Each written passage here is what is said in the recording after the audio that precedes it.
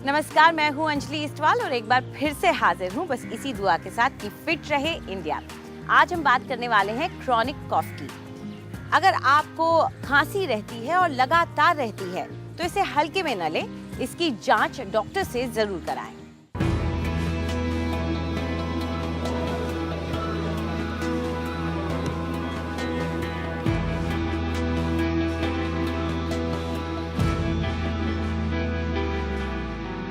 मुझे शुरू से अस्थमा की शिकायत थी, जो कि मैं रात दिन परेशान रहता था। चलने फिरने से भी परेशान था, थोड़ी देर में मेरा सांस फूल जाता था, खांसते खांसते उल्टी भी हो जाती थी, हाथ पैरों में दर्द रहता था ये, और खांसी की दिक्कत ज़्यादा थी। कफ को 3 तरह से डिवाइड किया गया है। एक तो एक्यूट कफ होता है, एक सब एक्यूट कफ होता है और एक क्रॉनिक कफ होता है। एक्यूट कफ यूजुअली 3 हफ्ते से कम लास्ट करता है। जो कफ 3 से 8 हफ्ते के बीच होता है उसको सब एक्यूट कफ कहते हैं, और 8 हफ्ते से ज़्यादा जो भी खांसी होती है उसको हम क्रॉनिक कफ बोलते हैं। क्रॉनिक कफ यूजुअली जब भी आप बैठे हुए हैं हल्के हल्के दसके आते रहेंगे। कुछ लोगों को या तो सोते समय खांसी हमेशा बरकरार रहती है, कुछ लोगों को उठते में खांसी होती है, कुछ लोगों को अगर काम करते हैं एक्सर्शन करते हैं तब खांसी होती है, और ये कंटिन्यूसली चलती रहती है डिस्पाइट मेडिकेशंस। क्रॉनिक कफ जो होता है यूजुअली कुछ लोगों में साइनस की दिक्कत होती है, जिसको क्रॉनिक साइनोसाइटिस बोलते हैं। दूसरा मेजर कॉज है दमे की बीमारी। कुछ लोगों में सांस की बीमारी ना होकर पेट की दिक्कत होती है, जिसको कि रिफ्लक्स डिजीज़ बोलते हैं, जिसमें एसिड बनता है। तो रात में जब सोते हैं तो एसिड थोड़ा थोड़ा अंदर भी चला जाता है लंग्स में, जिसकी वजह से क्रॉनिक कफ होता है। तो नॉर्मली एक्सरेज और कुछ सांस के टेस्ट होते हैं, जिससे कि हमें ब्रॉड कैटेगरी के जो मेन कारण होते हैं वो पता लग जाते हैं, जैसे साइनस है, दमा है या रिफ्लक्स डिजीज़ है। इन तीनों का हम आसानी से डिफ्रेंशिएट कर सकते हैं एक दिन के अंदर, कुछ ही घंटों के अंदर। अगर आप स्ट्रेसफुल हो, या आप रात को सोए नहीं हो रहा, या आप बहुत ठंडा खाना लेते हो, या आप स्मोक करते हो, इससे आपकी कॉफ लेवल्स बहुत एग्रीवेट हो जाते हैं। तो इनके लिए कुछ आयुर्वेदा में चीज़ें हैं जिससे आप इसको डिक्रीज़ कर सकते हो। फॉर एग्जाम्पल, बहुत ही सस्ती एक हर्ब है जिसे हम मुलेठी कहते हैं, वो आप मुंह में रखिए, उससे आपकी कॉफ काफ़ी हद तक सब्सिडाइज होएगी, और आप देखेंगे कि जब तक आपके मुंह में है और उसका लिक्विड आपके गले में जा रहा है, आपको कॉफ आएगी ही नहीं। दूसरी चीज़ जो इसमें आप कर सकते हो, अदरक, तुलसी और नींबू का रस, ये सुबह उठ के 1 चम्मच और रात को सोने से पहले 1 चम्मच गर्म पानी से लो। इससे भी काफ़ी आपकी लुब्रिकेशन होनी शुरू हो जाती है। आपकी बॉडी बड़ी ड्राई है, वात प्रकृति की बॉडी है, तो उसमें आप रोज़ सुबह 1 चम्मच देसी गाय का घी लो, पी जाओ ऐसे ही। उससे काफ़ी आपकी लुब्रिकेशन होनी शुरू हो जाएगी आंतड़ियों में। इससे आपकी कॉफ धीरे धीरे ठीक होना शुरू हो जाएगा। या फिर आप कोकोनट ऑयल भी पी सकते हैं, जिन्हें देसी घी नहीं पसंद हो। दूसरा, हल्दी एक बहुत अच्छा एंटीसेप्टिक है, जिससे भी कॉफ बहुत हद तक सब्सिडाइज होता है। नरिशिंग फूड खाओ, बहुत ज़्यादा सिट्रस फूड इसमें भी नहीं खाना चाहिए, क्योंकि वो लाइनिंग को इरिटेट करता है, और जंक फूड से जितना दूर रहें उतना बेटर। अब वक्त आ गया है योगा का। अक्सर लोग ये शिकायत करते हैं कि पूरे शरीर से तो उनका वजन कम हो जाता है, लेकिन उनके गाल फिर भी भरे भरे रहते हैं, भारी रहते हैं। अगर ऐसा है तो हम आज आपको कुछ ऐसे आसन सिखा रहे हैं जिससे आपके गालों में जो फैट है वो कम हो। नमस्कार, आज हम जो क्रिया सीखने जा रहे हैं उसका नाम है कपोल शक्ति क्रिया। उस क्रिया से हम अपने चीक्स को एनहांस कर सकते हैं, अपनी यूथ मेंटेन कर सकते हैं, फाइन लाइंस, रिंकल्स और एजिंग, जितनी भी हमारी एज रिलेटेड चेंजेस हैं जो हमारे फेस पे हैं, उसके लिए हेल्प होता है। उसके अलावा जब हम ये एरिया अपना इन्फ्लेट करेंगे, जब हम सांस लेंगे, हमारे गम्स और हमारे जॉ मसल्स को काफ़ी ब्रेथ मिलता है। वी कैन सर्कुलेट एनर्जी उस एरिया में। इस क्रिया को कैसे करना है अब हम देखेंगे। सबसे पहले अपने चारों फिंगर्स की टिप्स को जोड़ेंगे, अपने एल्बोज़ को बेंड रखेंगे कंफर्टेबली, और धीरे धीरे आप अपने जो सांस है वो मुंह से लेंगे। सबसे पहले सांस अच्छे से भर के अपने चीक्स को आप फिर इन्फ्लेट कर लेंगे। उसके बाद अपने थम्स से अपने नाक को बंद करेंगे और अपने हाथ नीचे की तरफ लाएंगे और चिन चेस्ट की तरफ लाएंगे। यहाँ पे जितनी देर कंफर्टेबली रोक सकें रोकिए। उसके बाद धीरे से अपने नॉस्ट्रल्स को रिलीज़ करिए हेड ऊपर लाके ब्रेथ नाक से रिलीज करिए। आज के लिए इतना ही। Thank you. तो चलिए आज हम आपको बताते हैं कि हमारी ब्यूटी एक्सपर्ट क्या सिखा रही हैं। वो आपको बताएंगे कि किस तरह से आप अपने थके हुए पैरों का ख्याल रख सकते हैं।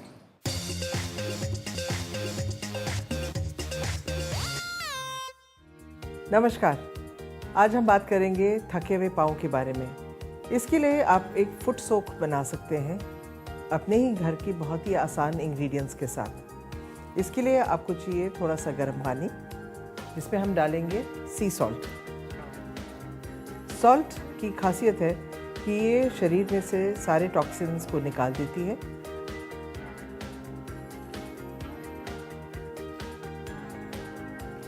इसको आप इसी पानी में मिक्स करेंगे। इसमें हम डालेंगे थोड़ा सा ऑयल।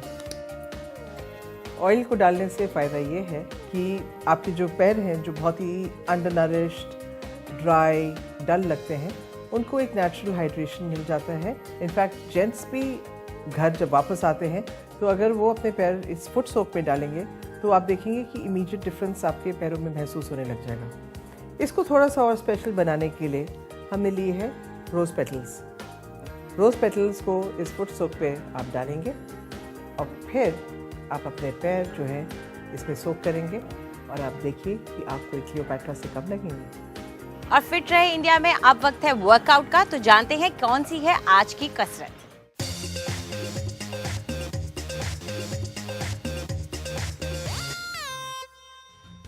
अगर हमें कार्डियो के बेनिफिट्स लेने हैं तो ज़रूरी नहीं है कि हमें बहुत देर तक बाहर दौड़ना है या ट्रेडमिल पे रन करना है। इसके लिए शॉर्ट इंटेंसिटी के वर्कआउट्स हम कर सकते हैं, जिससे हमारा हार्ट रेट हाई जा सकता है। उसी को मैं लेके आज आपके लिए आई हूँ। हम शुरुआत करेंगे एक फुटबॉल रन से। मेरा पोस्चर नोट कीजिए। अपने हाथों को ऐसे रखिए, नीज़ को स्लाइटली बेंट रखिए और बहुत तेज़ी से हम एक ही पोजीशन में दौड़ेंगे।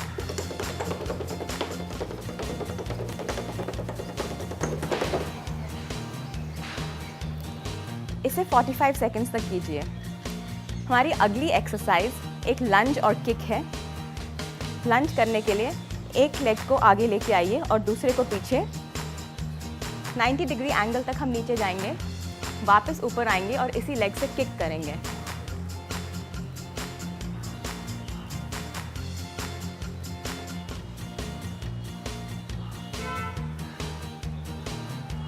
इसे 20 टाइम्स कीजिए।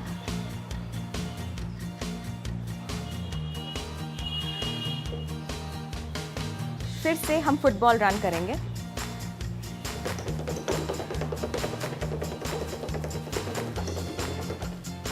और दूसरे लेग को वर्कआउट करेंगे।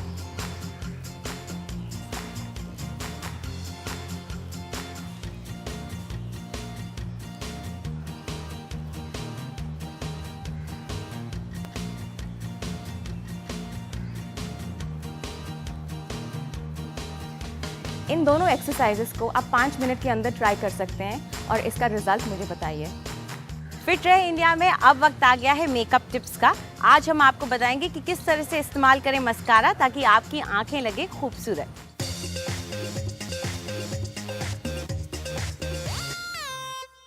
आखिर सब मस्कारा लगाने से इतना डरते क्यों हैं? क्या आपका भी यही डर है?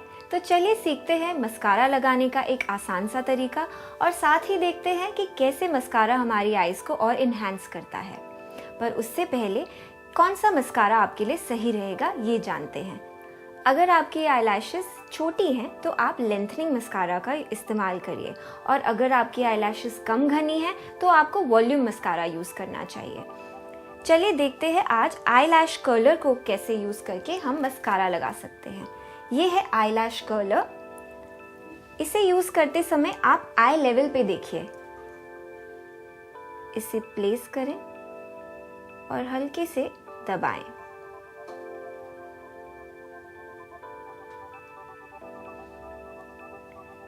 अब इसी तरह दूसरे आईज के लिए आई लेवल पे देखें।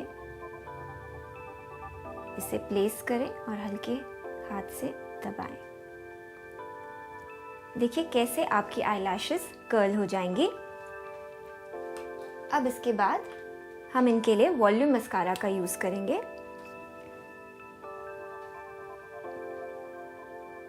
अब मस्कारा को सेंटर की तरफ से लगाएं। इसे थोड़ा बेस पे टच करें तो आपकी आईलैशेस अच्छे से और भी कर्ल हो जाएंगी और लिफ्ट हो जाएंगी। और अब इनर कॉर्नर पे